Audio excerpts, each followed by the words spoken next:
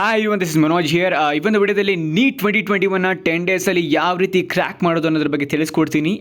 Is it possible to crack NEET 2021 in 10 days? Crack ಮಾಡಬಹುದಾ 10 ಡೇಸಲ್ಲಿ?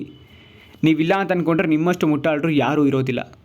ನೀವಿಲ್ಲ ಅಂತ ಅಂದ್ಕೊಂಡ್ರೆ ಬರೀ 10 ಡೇಸ್ ಹೇಳ್ತಾರೆ, ನಿಮ್ಮ ಸ್ವಲ್ಪ ಎಫರ್ಟ್ ಇರಬೇಕು. ಆದರೆ ಹೇಳ್ತಾ ಇರೋದು ಓಕೆ, ಬಿಕಾಸ್ ಫಾರ್ ಎಕ್ಸಾಂಪಲ್ ನಿಮ್ಗೆ ಏನೋ ಒಂದು ಎಕ್ಸಾಂಪಲ್ ಕೊಟ್ಟು ಹೇಳೋದಾದರೆ, ಕ್ರಿಕೆಟ್ ಟೀಮ್ ನೋಡಿ ತಿಂಗಳಾಂಗಡಲೆ ಪ್ರಾಕ್ಟೀಸ್ ಮಾಡಿರ್ತಾರೆ. ಫಾರ್ ಎಕ್ಸಾಂಪಲ್ ಏನೋ ಒಂದು ಟಕ್ಕರ್ ಕೊಟ್ಟರು ಅಂದ್ಕೊಳ್ಳಿ, ಬೇರೆ ಆಪೋನೆಂಟ್ ಟೀಮ್ ನಮಗೆ, ಆಗ ಕೋಚ್ ಇನ್ನೇನು ಹೇಳ್ಕೊಡ್ತಾರೆ ಇನ್ಸ್ಟ್ರಕ್ಷನ್ಸು. ಆ ಇನ್ಸ್ಟ್ರಕ್ಷನ್ಸು ಅಥವಾ ಟೀಮ್ ಎಲ್ಲೆಲ್ಲೋ ಫೀಲ್ಡಿಂಗ್ ಸೆಟಪ್ ಮಾಡ್ಕೊಂಡು ತಕ್ಷಣ ಪ್ರಿಪರೇಷನ್ ಮಾಡ್ಕೊಂಡು ಲಾಸ್ಟ್ ಮಿನಿಟ್ ಪ್ರಿಪರೇಷನು ಅವ್ರು ಮ್ಯಾಚ್ ವಿನ್ ಆಗೋ ಚಾನ್ಸಸ್ ಜಾಸ್ತಿ ಇರುತ್ತೆ, ಹೇಳೋಕ್ಕಾಗೋದಿಲ್ಲ.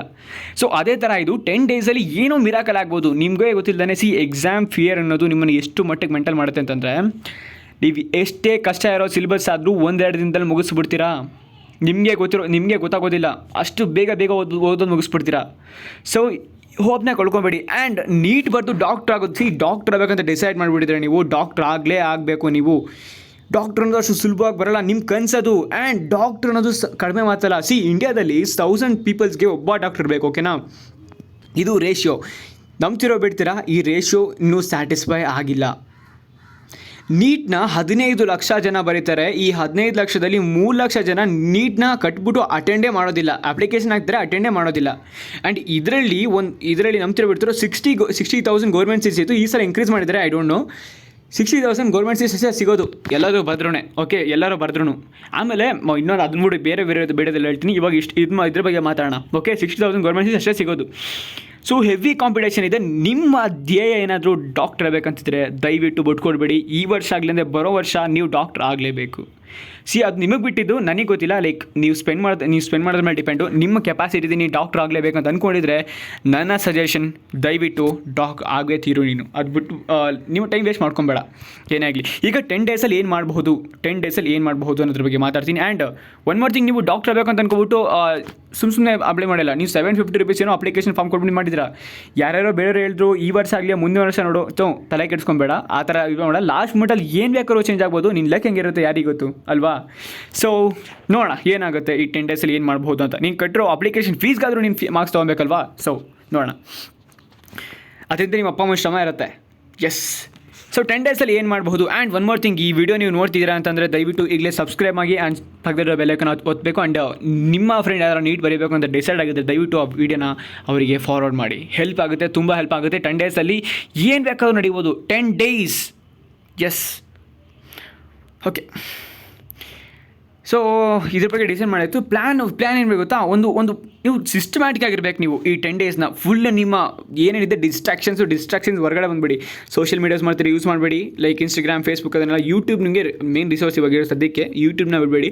ಸೊ ಸೋಷಿಯಲ್ ಮೀಡಿಯಾ ಇರ್ತದೆ, ನಾವು ಯೂಸ್ ಮಾಡೋದು ಕಡಿಮೆ ಮಾಡಿ. ನಿಮ್ಮ ಮೊಬೈಲಿಂದ ಸ್ವಲ್ಪ ದೂರನೇ ಇರಿ. ಲ್ಯಾಪ್ಟಾಪ್ ಯೂಸ್ ಮಾಡಿ ಇದ್ದರೆ, ಇಲ್ಲ ಅಂತಂದರೆ ಮೊಬೈಲ್ ನಿಮಗೆ ಏನು ಮಾಡೋಕ್ಕಾಗೋದಿಲ್ಲ. ಆ್ಯಂಡ್ ದೆನ್ ಈ ಬೇರೆ ಡಿಮೋಟಿವೇಟ್ ಮಾಡ್ತಾರಲ್ಲ, ಅವರಿಂದ ಸ್ವಲ್ಪ ದೂರನೇ ಇದ್ಬಿಡಿ ನೀವು, ಓಕೆನಾ? ಡಿಮೋಟಿವೇಟ್ ಮಾಡೋರ ಕಡೆಯಿಂದ ಸ್ವಲ್ಪ ದೂರನೇ ಇದ್ಬಿಡಿ. ಆ್ಯಂಡ್ ನಿಮ್ಮ ಪ್ಲ್ಯಾನಿಂಗ್ ಫುಲ್ ಸೆಟಪ್ ಆಗಿರ್ಬೇಕು. ಮುಂದೆ ಬೆಳಗ್ಗೆ ನೀನು ಏನು ಸ್ಟಾರ್ಟ್ ಮಾಡ್ತೀಯಾ, ಏನೋ ಒಂದು ಸೆಟಪ್ ಮಾಡ್ಕೊಂಡಿರ್ತೀಯ, ಆ ಸೆಟಪ್ನ ಫುಲ್ ಮುಗಿಸ್ಬಿಡಬೇಕು. ನೀನು ಏನಿರುತ್ತೆ ಅದನ್ನು, ನಿನ್ನ ಡೆಡ್ಲೈನ್ ಏನೋ ಆ ಡೆಡ್ಲೈನ್ ಸೆಟ್ ಮಾಡ್ಕೊಬೇಕು. ಆ ಡೆಡ್ಲೈನ್ ಅಷ್ಟೊಳಗೆ ನೀನು ಗೋಲ್ ಸೆಟ್ ಮಾಡ್ಕೊಂಡಿರ್ತೀಯ, ಆ ಸೆಟ್ ಮಾಡಿರೋ ಗೋಲ್ನ ಮುಗಿಸ್ಬಿಡಬೇಕು. ಫಾರ್ ಎಕ್ಸಾಂಪಲ್, ನೀನು ಒಂದು ದಿನದಲ್ಲಿ 5 ಚಾಪ್ಟರ್ಸ್ ಕಂಪ್ಲೀಟ್ ಮಾಡಬೇಕಂತ ಅಂದ್ಕೊಂಡಿದ್ದೆ, ಅದನ್ನು ಮುಗಿಸ್ಬಿಟ್ಟೆ ನಿದ್ದೆ ಮಾಡಬೇಕು ನೀನು. ಈ ಥರ ಇರಬೇಕು ನಿನ್ನ ಡೇ, ನೀನು ನೀಟ್ ಆಸ್ಪಿರೆಂಟ್ ಆಗಿದ್ದರೆ. And then priority. ನೀನು ಏನೇ ಮಾಡಬೇಕಾದ್ರೂ 10 ಡೇಸಲ್ಲಿ ನೀನು ಅಲಕ್ ಬುಲಕ್ಕಾಗಿ ಮಾಡೋಕ್ಕೋಗೋದಿಲ್ಲ. ಎಲ್ಲ ಪ್ರಿಯಾರಿಟೀಸ್ ಮಾಡಬೇಕು. ನಾನು ಇಲ್ಲಿ ನಿಮ್ಗೊಂದು ಚಾಪ್ಟರ್ದು ಲಿಸ್ಟ್ ತೋರಿಸ್ತೀನಿ. ಇದು ಈ PDF ಡ್ರೈವ್ ಲಿಂಕು ನಾನು ನಿಮಗೆ ಡಿಸ್ಕ್ರಿಪ್ಷನ್ ಕೊಟ್ಟಿರ್ತೀನಿ. ತೊಗೊಂಡು ಡೌನ್ಲೋಡ್ ಮಾಡ್ಕೊಂಡಿಲ್ಲ ಇಲ್ಲಾಂದರೆ ನಾನು ಇಲ್ಲೇ ಏನೋ ಡಿಸ್ಪ್ಲೇ ಮೇಲೆ ಕಾಣಿಸ್ತಿಲ್ಲ, ಸ್ಕ್ರೀನ್ಶಾಟ್ ತೊಗೋಬೋದು. ನೀವು ತೊಗೊಂಡು ಇಟ್ಕೊಳ್ಳಿ. ಇದರಲ್ಲಿ ಫಸ್ಟ್ 5 ಚಾಪ್ಟರ್, ಇದೆಲ್ಲ ನಾನು 2013ಇಂದ 2003ಇಂದ 2020ವರೆಗೂ ಏನು ಪೇಪರ್ ಆಗಿದೆ ಅದರದ್ದೆಲ್ಲ ಚಾಪ್ಟರ್ ನೋಡಿ. ಎಲ್ಲೆಲ್ಲಿ ಜಾಸ್ತಿ ಮಾರ್ಕ್ಸಲ್ಲಿ ಕ್ವಶನ್ಸ್ ಕೇಳಿದ್ಲಿ, ಯಾವ ಚಾಪ್ಟರ್ಲಿ ಜಾಸ್ತಿ ಕ್ವಶನ್ಸ್ಗಳು ಕೇಳಿದ್ದಾರೆ ಅದನ್ನು ಒಂದು ಲಿಸ್ಟ್ ಮಾಡಿದ್ದೀನಿ. So this is the list. And ಇದರಲ್ಲಿ ಟಾಪ್ 5 ಚಾಪ್ಟರ್ಸ್ಗಳು ಯಾವುದೇ ಕಾರಣಕ್ಕೂ ಮಿಸ್ ಮಾಡಿಬಿಟ್ಟು ಎಷ್ಟು ಡೆಡ್ಲಿ ಕ್ವಶನ್ಸ್ಗಳು ಕೇಳ್ತಾರೆ ಅಂದರೆ ಅದ್ರ ಮೇಲೆ ಮ್ಯಾಕ್ಸಿಮಮ್ ಕ್ವಶನ್ಸ್ ಕೇಳ್ತಾರೆ. ಅದ್ರ ಮೇಲೆ 5 ಕ್ವಶನ್ಸ್ 6 ಕ್ವಶನ್ಸ್ ಎಲ್ಲ ಬಂದುಬಿಡ್ತವೆ ಅದರ ಒಂದೊಂದು ಚಾಪ್ಟರ್ ಮೇಲೆ, ಅವುಗಳ ಮೇಲೆ.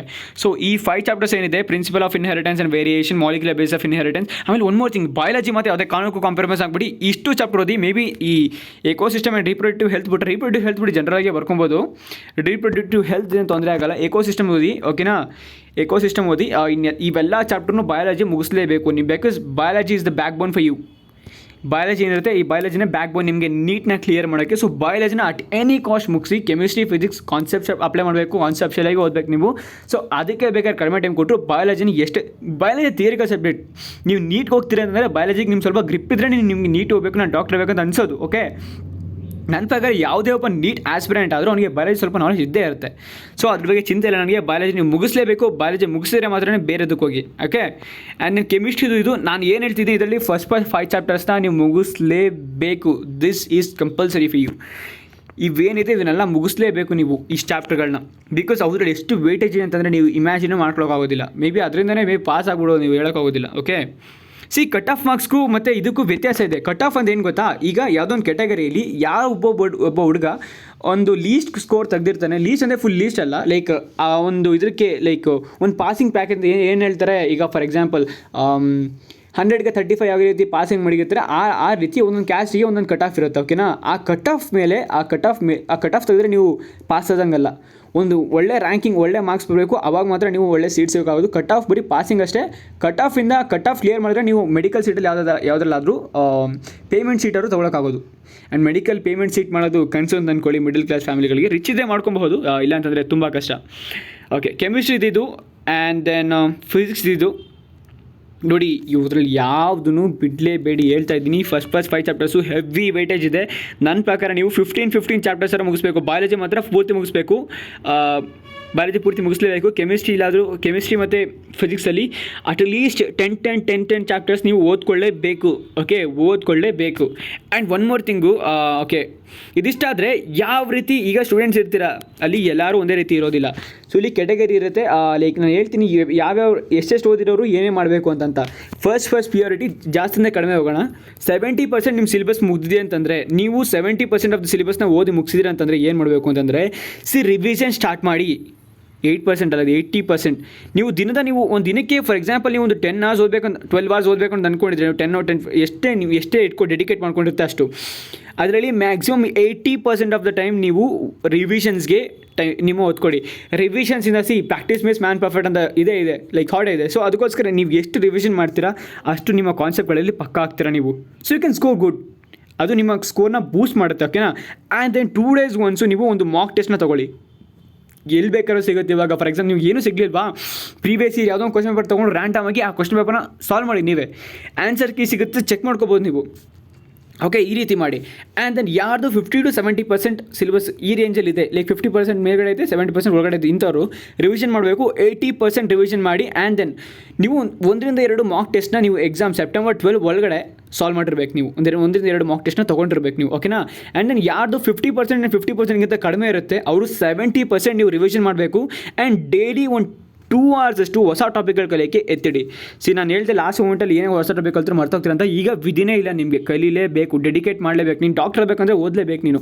ಆ್ಯಂಡ್ ಒನ್ ಮೋರ್ ಥಿಂಗ್, ಏನಕ್ಕೆ ಡಾಕ್ಟರ್ ಅನ್ನೋದು ಇಷ್ಟು ಕಾಂಪ್ಲಿಕೇಟೆಡ್ ಅಂತಂದರೆ, ನಂಬ್ತಿರ ಬಿಡ್ತಾರೆ ನೀವು. ಈ ಲಾಕ್ಡೌನ್ ಆದಾಗ engineering college first PUC, second PUC, SSLC ಎಲ್ಲನೂ ಪ್ರಮೋಟ್ ಮಾಡಿದ್ರು. ಆದರೆ ಒಂದೇ ಒಂದು ಸೆಕ್ಟರ್ನ ಬಿಟ್ಟು. ಮೆಡಿಕಲ್ ಸೆಕ್ಟರ್ ಅನ್ನೋದು ಎಷ್ಟು ಇಂಪಾರ್ಟೆಂಟ್ ಅಂದರೆ ತುಂಬ ಇಂಪಾರ್ಟೆಂಟು. ಅದು ನೀನೊಬ್ಬ ಮನುಷ್ಯನ ಜೀವ ಕಾಪಾಡೋಕ್ಕೋಸ್ಕರ ಓದ್ತಿರೋದು ಇದನ್ನು. ಓಕೆ, ಸೊ ನೀನು ಯಾವುದೇ ರೀತಿ ಬ್ಲೈಂಡಾಗಿ ಏನು ಡಿಸಿಷನ್ಸ್ ತೊಗೊಳಕ್ಕಾಗೋದಿಲ್ಲ. So you need to work. ನೀನು ಅದ್ರ ಬಗ್ಗೆ ಕಂಪ್ಲೀಟಾಗಿ ನಾಲೆಜ್ ಇದ್ರೇ ನೀನು ಡಾಕ್ಟರ್ ಅಂತ ಇದು ಮಾಡೋಕ್ಕಾಗೋದು, ಲೈಕ್ ಒಂದು ಡಿಗ್ರಿ ತೊಗೊಳಕ್ಕಾಗೋದು, ನೀನು ಒಬ್ಬ ಪೇಷಂಟ್ನ ನೀನು ಟ್ರೀಟ್ ಮಾಡೋಕ್ಕಾಗೋದು. ಸೊ ಅದಕ್ಕೋಸ್ಕರ ನೀನು ನೀಟ್ಗೆ ನೀನು ಕಂಪ್ಲೀಟ್ ಎಫರ್ಟ್ ಹಾಕಲೇಬೇಕು. ಆ್ಯಂಡ್ ದೆನ್ ಅದಕ್ಕಿಂತ ಮುಂಚೆ ಪೇಪರ್ ಔಟ್ ಅಟೆಂಡ್ ಪೇಪರ್ ಇದೆ ಮಾತ್ರಕ್ಕಿಂತ ಮುಂಚೆ can we use your tricks for NEET ಅಂತ ಕೇಳಿದೆ ಯಾರೋ ಒಬ್ಬ ಅಲ್ಲ, ಸುಮಾರು ಜನ ಕೇಳಿದರು ನನ್ನ. I tell you one thing.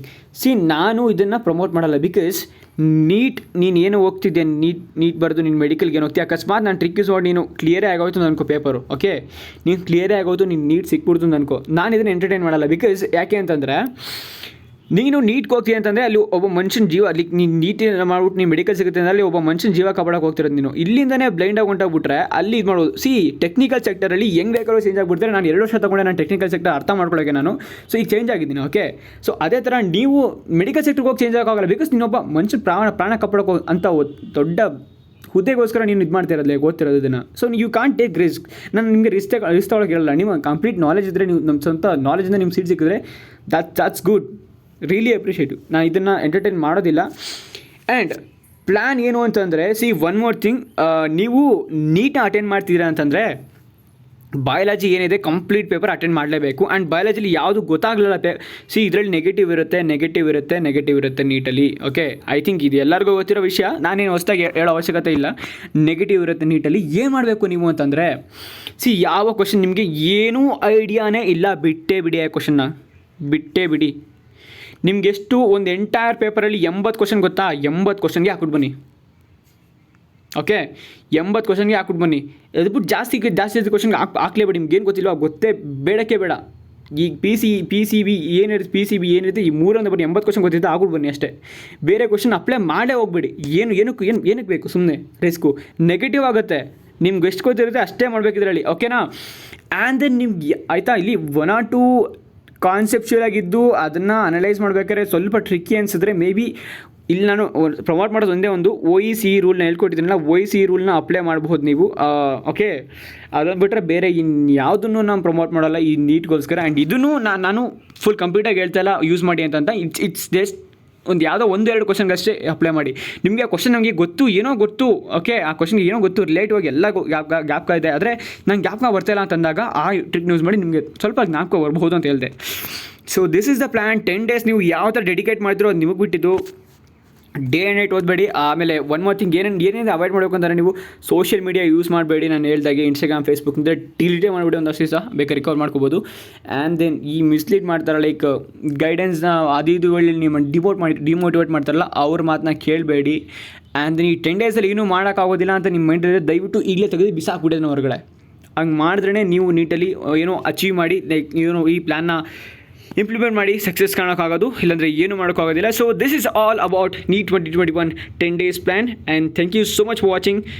And if you have any doubts regarding this or CET verification or anything, please DM me on Instagram. That is, my Instagram ID is ManojMJ72. So see you all there. Thank you so much.